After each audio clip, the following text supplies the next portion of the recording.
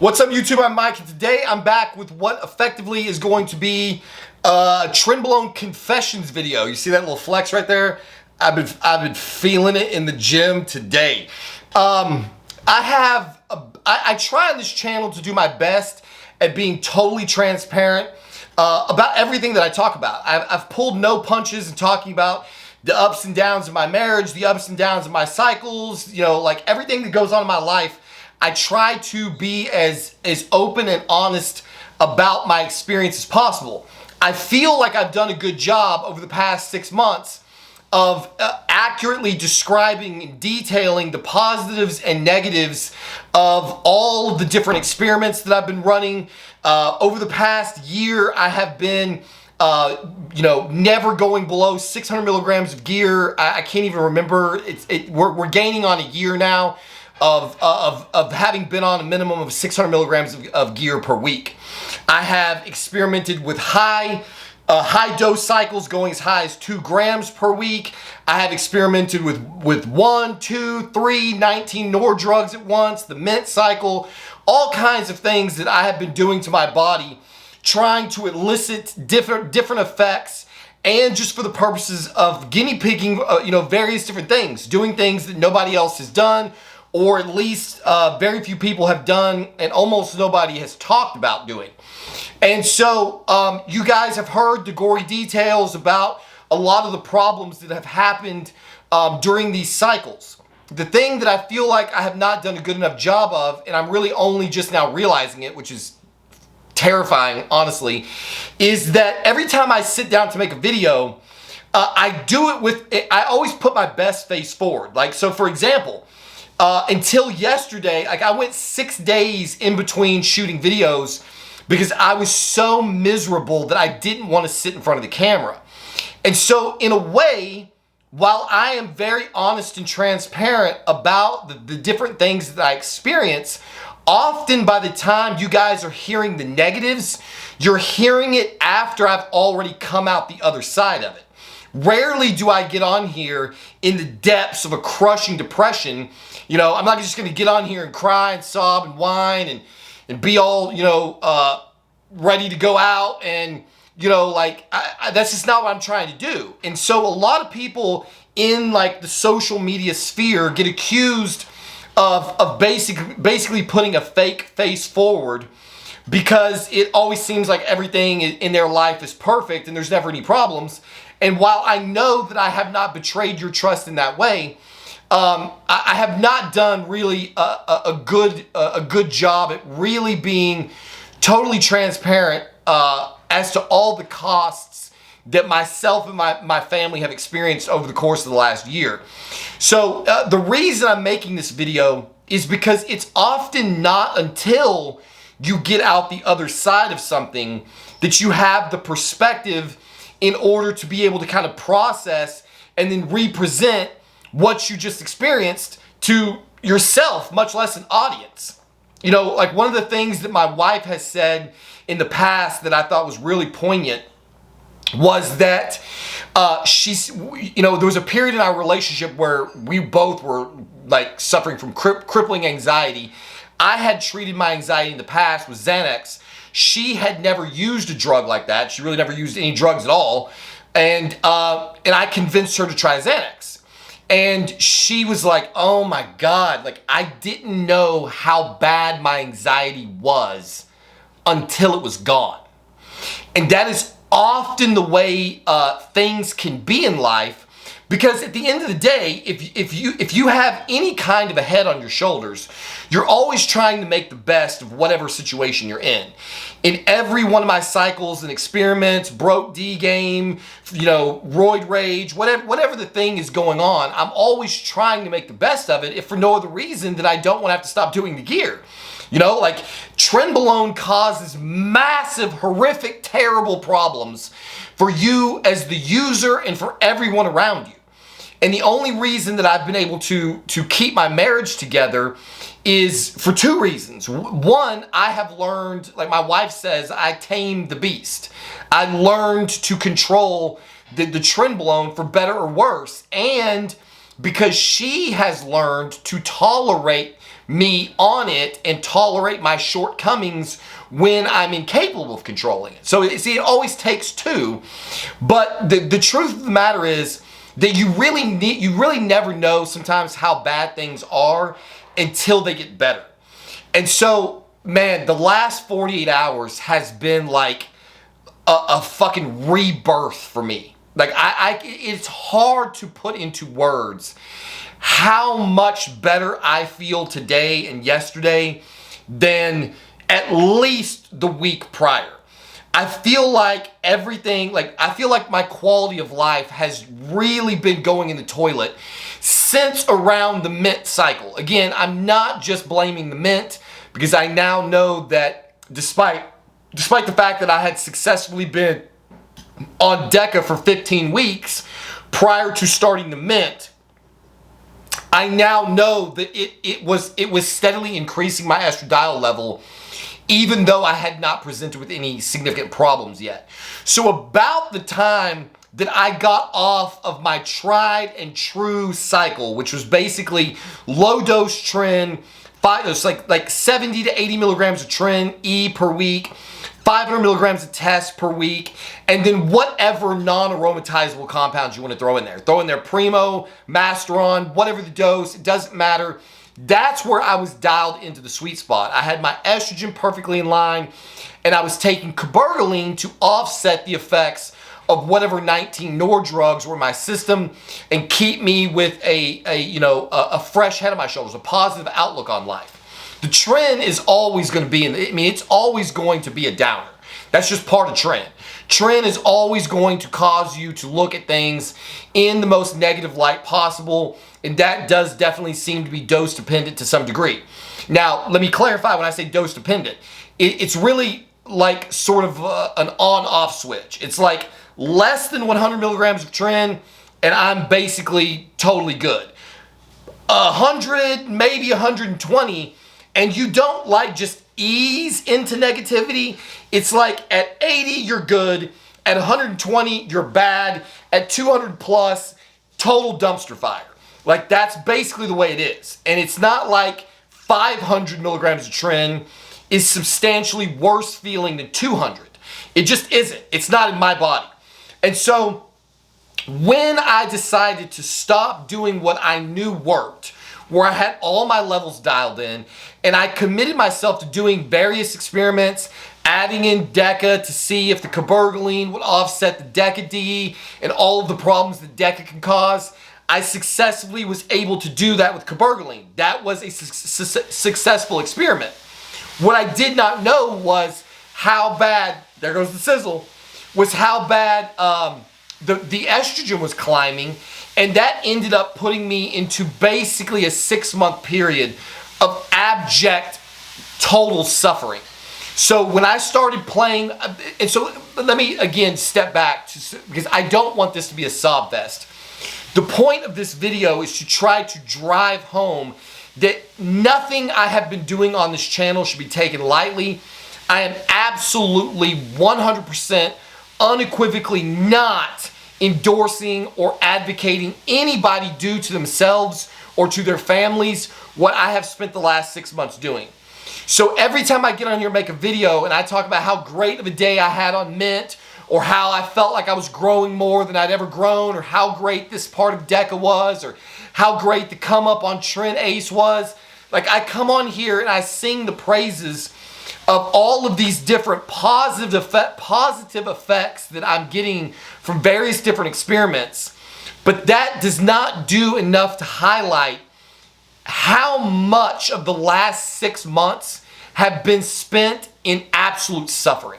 Like, these experiments have cost me and my family a tremendous amount of happiness, of stability, of sanity, of functional adult activity. It's undoubtedly had an effect on my kids. Like, what I'm doing on this channel, these experiments that I've been trying to run are not free. They come with a significant cost, and that cost is paid in a psychological toll and a physical toll that these videos just do not do enough to illustrate. You know, I try to bring you guys into my world enough so that you can see what's really going on. But even my wife is so dedicated to never being like disrespectful of me or complaining about me. So even in the ways that she tries to give you her 2 cents on a situation, it's always to some degree softened, to protect me or to protect our family or whatever. And so I felt like it was necessary once I realized, guys, man, like the last week was an absolute living hell. Like I kept telling my wife, I feel like I'm living inside of a nightmare that I just cannot wake up from. Except the nightmare was my life. Like everywhere I went, at work, at the gym, at home with my kids, the percentage of time that I was actually happy was almost non-existent. Any kind of happiness that I've been able to experience in the very recent, say the last month or so, was really just forced. It's like when you don't really have the energy to play with your kids, but you need to, and so you try to put your best face forward. You try to feign interest or whatever, and everything is forced. And that had become my entire life. I had so much shit going on in the background, from not getting enough sleep to having rising and falling estrogen levels, rising and falling prolactin levels, various different types of psychoactive drugs going on inside of my brain. Trenbolone is incredibly dopaminergic. Then I'd have a bad day and I wouldn't have the energy to go to the gym. And so I'd throw in 12 milligrams of Anavar here or take an A-bomb there. Like I was going to work when I was training. One day I was taking modafinil trying to stay awake. The next day I was taking Anadrol to try to stay awake. Then all of a sudden, here comes clenbuterol, and I had a hell of a time with clenbuterol. My brain and my body have just been riddled with a variety of different pharmaceutical drugs and GH in the mix and HCG. Like so much crap has been going on in the last 6 months with me trying to run all these experiments. And that's one of the worst parts about the whole thing, is that, I get so dedicated to trying to test something, but I don't want to be, I don't truly want to be a lab rat. When you take a lab rat and you go, okay, hey, what happens when we give this lab rat 319 Nor drugs?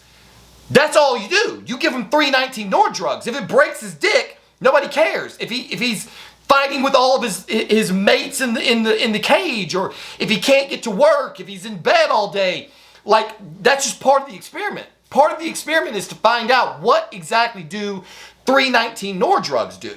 The problem with my experiments is that I want to find out what 319 Nor drugs do, but I don't want to have any, I'm not prepared to cope with all of the negative side effects. So if I start to get broke D game, then all of a sudden underneath the experiment of the 1919 mafia, I'm over here trying to fix the D game with a bunch of different drugs. Or if I start feeling disconnected from my wife, then I'm slamming oxytocin trying to get that back into order. Or if I can't stay awake because I'm taking so much Tren and so many dopaminergic drugs that I'm staying up too late, and now I've only had 5.5 hours of sleep, and I'm falling asleep at work. Now I'm popping different pills to try to prop myself back up so that I can be ambulatory, so that I can pretend to be an actual normal human being at this new job that I've gotten. Dude, that is just I'm just imagine. It has been a total disastrous roller coaster. I feel way better today, which is why I'm making the video. But I did not want to come through this period of time and have people who are following along with this think that any of this is a good idea. I want to be abundantly transparent. Every one of the cycles, every one of the experiments that I have run since I got off of the cookie cutter, test, Tren, Masteron, relatively low doses. Everything outside of that has not been worth it, basically. The only thing that I'm still holding on to, and why I'm continuing to do the cycle or to do the test that I'm doing now, which is no testosterone, Trenbolone, Nandrolone, Masteron, injectable estradiol. The reason that I'm doing this is because I'm an idiot, for one, but because I committed to it. You know, I'm already in it. Like, the tea just got out of my system. I'm just now feeling good again. I'm just now feeling stabilized again. And I genuinely want to know, for my own personal reasons, F you guys, for my own personal reasons, I just want to know, do we have to stay enslaved to testosterone? Can we set ourselves free of aromatase and control our estrogen with an injectable source so that we can take all the Masteron, Primo, Anavar, you know, like all of the other compounds, Trenbolone, so that we can basically blast those with impunity? That's what I want to know. You know, what I'm afraid I'm going to find out is that it's not worth it. That at the end of the day, testosterone is still a really, really great drug for bulking, for mood, for libido, for a lot of things. It's probably in there for a reason. What I am setting out to find out is, can I get stable? Can I get my estrogen stable? I'm not touching the Nandrolone dose. Nandrolone is staying at 300 milligrams per week. If for no other reason, then that's where I was at when I started this experiment, and I don't want to play with the long ester. So we're going to stay at 300 milligrams of Nandrolone and 500 units of HCG 3 times a week. Those are the only aromatizable compounds in the equation here. So that I am leaving alone to try to keep this as pure as possible from an estrogen standpoint. I think that the reason I'm feeling so much better the last couple of days is not just because of the cabergoline. It might not be anything to do with the cabergoline. I don't know yet. What I think it is that my estrogen was crashed into the toilet, and now it's not. The communications and interactions I've been having with my wife over the last 48 hours are miles away from where we were at a week ago when I was convinced that my estrogen was totally into the toilet. So I hope that we are actually on the home stretch of the experiment of how can I stabilize my estradiol at these doses. I think we are closing in on proving that. And so in probably the next 3 to 4 days to a week, I'm gonna get my estradiol checked to see where I'm at. I am now, I think, 8 days into estradiol injections. I've been injecting 0.1 milligrams of estradiol valerate every other day, trying to stay as flat as I can on estradiol. It's entirely possible I may go to every day. I don't think estradiol is that important. If there's like a 2 milligram or a 2 nanogram per deciliter, you know, flux in there, I don't really think that's going to be psychologically relevant. So I'm trying to zero in on the middle end of the range and see what happens when we get there. If I am able to recover all of my physiology and my mental state and my D-game state and my connection to my wife and all of that, then that's when I can decide, you know, if I want to pull out the Masteron and get down to like a real cruise. You know, my cruise that I'm envisioning, if I ever decide to take a break, is probably going to be 300 milligrams of Nandrolone and 50 milligrams of Trenbolone per week. That's probably going to be my new hormone replacement therapy if my estrogen experiment works. If it works.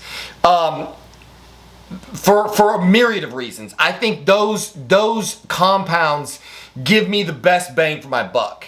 I'm going to get, and let me not forget, Provirant is in the mix because I am concerned about 5-alpha reduction of Nandrolone. So I don't want the only DHT in my system to be 5-alpha dihydronandrolone. That I read too much can neuter a man. So while Masteron should be enough to offset the lack of DHT production from 5-alpha reduction of testosterone, I just like Proviron. And I don't want to be dependent upon Masteron. I would actually prefer to take 2 Proviron doses per day and get the closest thing you can get, I think, to DHT. Orally, saves pins. You know, like, to me, that's the better way to go about it. It might not be. So right now, where I'm at is 300 milligrams of Nandrolone decanoate, 300 milligrams of Masteron E. I'm taking 10 milligrams of Trenbolone Ace per day in 2 separate doses. That also is likely giving me a much needed break. My sleep has I've only been down off the, I cut my Trenbolone dose in half 3 days ago, and already my sleep is massively improved. Usually I'm taking, I got to a point of having to take sleeping pills and alcohol to go to sleep, and that has no longer been a requirement. It has, unfortunately, been a choice that I've been making, which I think that ran out last night. So that's where I'm at. I just wanted to come on here and set 2 things straight. One, I'm in a substantially better place than I've been for a very long time. I'm experiencing none of the cracked out feelings at night. I just feel like suddenly the world has got color in it again. It's like for a period of time I was living in black and white. I was totally distant and disconnected from everyone in my life. Any relationships that I was able to have were totally, effectively fraudulent. They were just intellectual relationships. It's like, you know, this is my wife, this is my daughter, this is my son. I know I love them, and so I treat them in accordance with that. But there was no actual emotion behind it. And to actually be able to feel my wife and feel the world around me and see in color and have positive thoughts and emotions and not be crushed by every little tiny thing going on in my life, in the world around me. Today was another phenomenal day at work. That has just been one of the biggest changes. Like, I have been a complete zombie at the office. It's a wonder I have been able to perform as well as I have been performing, which is to say I've been fucking killing it. I don't know how I managed to accomplish that. Maybe it's just that's how easy my job is. But nevertheless, right now everything is finally everything is trending to the positive. Every single measurable metric that you could think of right now on the current protocol, all of it is trending to the positive. Now that I made this video, of course, everything will fall apart overnight. But at least I was able to get out there and give you something that is working. One of the things that frustrated the hell out of me with myself, like, I was going through all of my old videos before I made the video that I shot yesterday, trying to prove that I wasn't crazy and that prolactin, cabergoline really was solving the problems that I thought it was. And I was so irritated how many videos I have made during this journey where I did not explicitly say what I was taking, including the ancillaries. It was so hard for me to track down when I started taking cabergoline because I was not transparent about it, I guess, in the beginning. And that was really irritating. So I'm going to try, for my own purposes, to always make it clear in every video what I am currently taking at that time, because I never know when I'm going to want to look back in life and go, man, I'm really not feeling good today. Let me dial back to a time period when I was feeling good, when everything was dialed in. What was I taking then so that I could try to copy my own protocol and get things back to good? That is basically the name of the game right now. The old Matchbox 20 song, Back to Good. How can I get everything in my life back to good where it was when these insane experiments began? The insane experiments are not over, but I'm very happy to report that today has been one solid day of back to good, and hopefully that's going to continue for the foreseeable future, until I get bored and decide to run another experiment and F everything up again, which is almost certainly going to happen, because One of the reasons that I have such a highly volatile personality is when things have been good for too long, I get bored, and that's when I decide to do something crazy and mix things up again. I think I'm possibly running out of crazy shit to do in the steroid pharmacology game. I know somebody's going to be in the comments like, bro, take Halo, take check drops, take, there's like a version of Tren that's even worse than Tren, I think. Trenbolone, maybe? I've talked about this before. I can't remember what it's called. It's like, I'm not taking it. It's maybe the most toxic substance known to man. But there you have it. I just wanted to shoot this update video, really just because I feel so damn good today. And it has been such a welcome change that I wanted to celebrate it and document it in some form or fashion. The physique, I feel, is looking really strong for a cut. I have been really, really shocked at how great my body has continued to look, how full I'm continuing to be, even though I was in a calorie deficit. I guess it's worth mentioning real quick before I get off this camera that my weight loss has stalled. The lowest I got, I think, was 202 in the morning. I'm hanging out around like 203 or so in the morning right now. My evening weight's about 206.8, but I don't seem to be losing any size.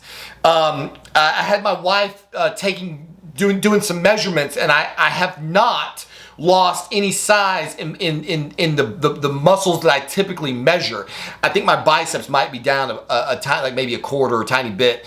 Obviously, there's going to be some loss of fluff and water weight, but I'm going to have to dig a little bit deeper, it seems, on the diet if I want to get any leaner than I am.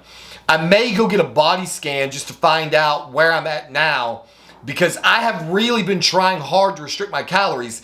That being said, I'm still on 10 milligrams of MK677 a day. So I've been cutting while taking an appetite stimulant, and I'm trying to taper off of that. So for the last 2 days, I've only been on 10 milligrams of MK. Tomorrow, I'm probably gonna cut it back again until the MK is totally gone. And when the MK is completely gone, that is when the cut should really start in earnest. Because historically, without MK in my system, I have absolutely zero appetite and just start withering away. One of the last things that I'll say that has been really positive, again, is my ability to hold tissue. I spent almost 3 years stuck at 200, like 2.5 years or so. I could not push my body weight over 200, and now I'm in a state where I'm struggling to get it back down to 200, but not from a fat perspective. So that's really inspiring when I'm basically doing nothing at all to maintain my size, and I'm just like stuck at 206, 207 at night. So clearly, during that growing phase, I put on a substantial amount of actual contractile tissue to be leaner at 206 than I was at 198 or 200. I think there's a solid 10-pound muscle gain built in there that I was finally able to achieve once I was able to get calories up to the necessary level. So I'm going to finish out this cut. I hate every single second of it. I'm going to be completely honest. I cannot wait to go back to bulking again, which is what I said I wasn't going to do. But now that I have gotten, I think that I've got a grip on my hormone profile, who knows? 220? 225? Could we do it? We'll find out. As always, thank you for watching. We'll see you on the next one.